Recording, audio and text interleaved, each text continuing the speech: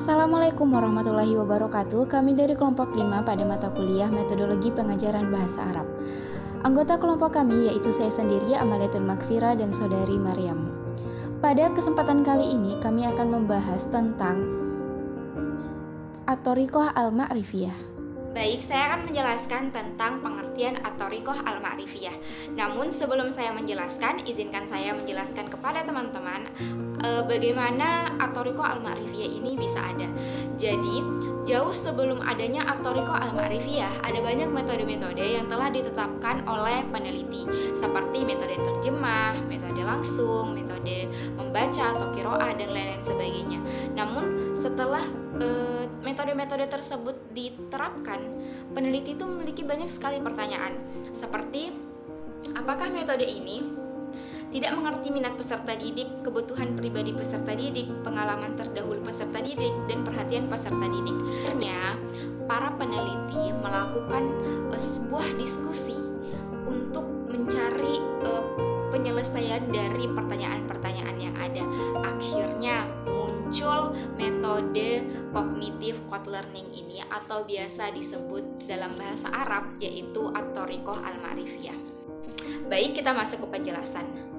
At-Thariqah Al-Ma'rifiyah ini merupakan suatu teori atau metode yang telah diinterpretasikan oleh beberapa pakar sebagai teori terjemahan tata bahasa yang mutakhir dan kemudian dimodifikasi oleh Carroll.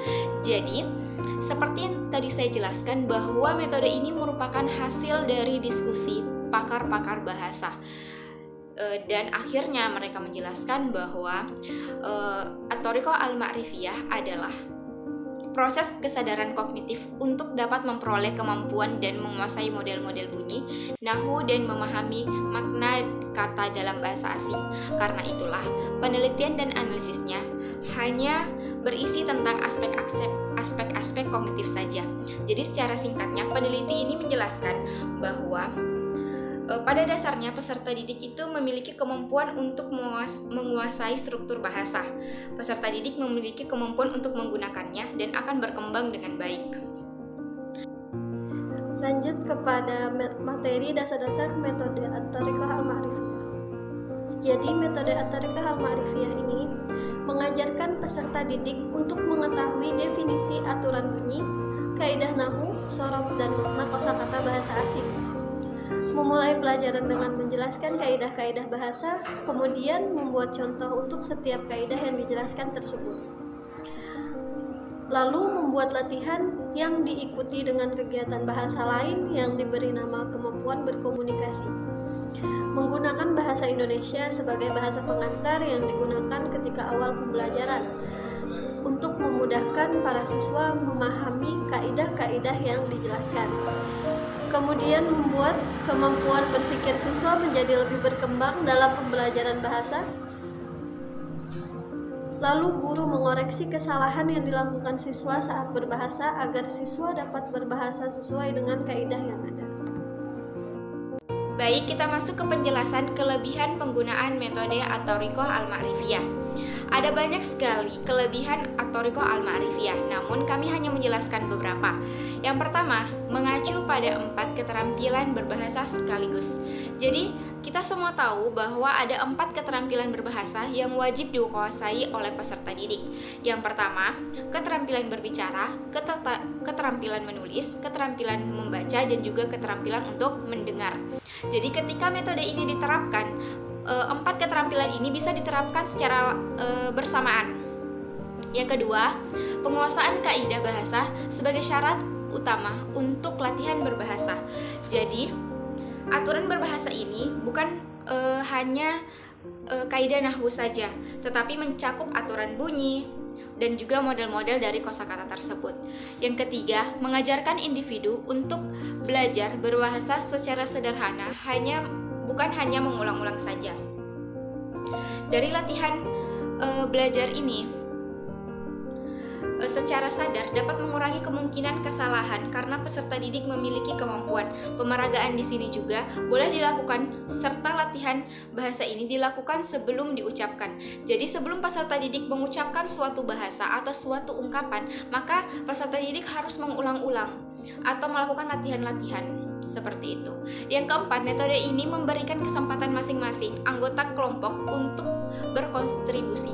Jadi, ketika metode ini diterapkan, ketika guru memberikan tugas kelompok atau tugas belajar, maka semua siswa wajib atau semua siswa di sini harus berkontribusi, harus aktif dalam pembelajaran. Yang kelima, metode ini dapat memotivasi peserta didik untuk belajar bahasa.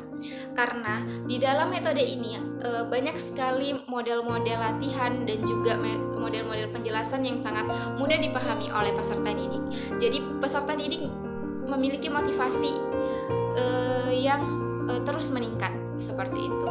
Yang terakhir, metode ini mampu meningkatkan partisipasi peserta didik dalam pembelajaran. Karena guru mengajak peserta didik untuk berpartisipasi sehingga pembelajaran itu bisa dilakukan secara baik dan mudah. Adapun kekurangan penggunaan metode Tariqah Al-Ma'rifiyah adalah metode ini memiliki tujuan meningkatkan kecerdasan kognitif. Sedangkan kecerdasan kognitif itu sendiri adalah menguasai aturan bunyi nahu dan makna. Jadi para siswa cenderung jenuh karena harus menguasai kaidah-kaidah untuk berbahasa. Kemudian dalam metode ini juga menekankan penguasaan kaidah berbahasa dan siswa harus memahaminya. Jadi kepada para siswa yang belum memahaminya secara keseluruhan akan merasa kurang percaya diri untuk berbahasa. Lanjut, ada ide pembelajaran yang muncul lebih sedikit dan tidak bervariasi. Karena seperti yang kita ketahui, metode Tariqah Al-Ma'rifiyah ini masih mengacu kepada kurikulum lama. Lalu sehingga ide-ide yang bermunculan pun tetap sama dan tidak ada terobosan baru. Kemudian metode Tariqah Al-Ma'rifiyah ini juga mengacu pada 4 keterampilan berbahasa sekaligus, sehingga kebanyakan para siswa akan merasa terbebani karena harus menguasai 4 keterampilan berbahasa sekaligus untuk berbahasa asing. Sekian presentasi yang dapat kami sampaikan, kurang lebihnya kami mohon maaf. Wallahul muwaffiq ila aqwamit thoriq. Wassalamualaikum warahmatullahi wabarakatuh.